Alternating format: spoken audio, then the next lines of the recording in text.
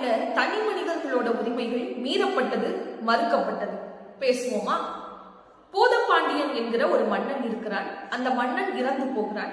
அந்த மன்னன் இறந்து விட்ட பிறகு அந்த மன்னனுடைய மனைவி, அதாவது அந்த நாட்டின் அரசி, தானும் சாக வேண்டும் என்று துடிக்கிறாள்.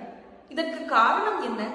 அவள் அந்த நாட்டின் அரசியாக இருந்து அந்த நாட்டோட அரியணையில ஏறி அந்த நாட்டு மக்களை எல்லாம் ஆட்சி செய்திருக்கலாம் அல்லவா?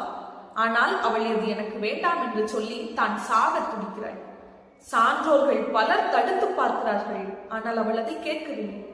அந்த பூதப்பாண்டியனின் மனைவி பாடுகிறாள்: அணில் வரை கொடுங்காய் வாழ் போழ்ந்திட்ட கால் போல் நல்குலர் நறுனை தீண்டாது அடையிடை கிடந்த கைப்பிழி பண்டம் வெள்ளையற் சாந்தோடு புலிப்பெய்து அட்ட வேளை வெந்தை வல்சியாக பரப்பை பள்ளி பாயிற்று வதியும் உயவல் பெண்டிரேன் அல்லேன் மாதோ என்று தீப்பாய்வதற்காக பாடுகிறாள்.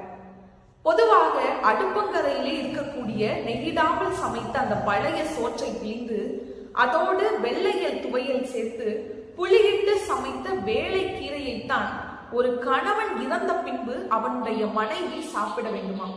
அவளுக்கு படுப்பதற்கு பாயெல்லாம் கிடையாது, வெறும் பகல் கற்கள் தான். ஆக இது போன்ற கொடுமைகள் ஏதும் எனக்கு வேண்டாம், இது போன்ற அநீதி எனக்கு வேண்டாம் என்று சொல்லித்தான் அந்த பூதப்பாண்டியனின் மனைவி தன்னைத்தான் மாய்த்து கொள்ள துணிகிறாள்.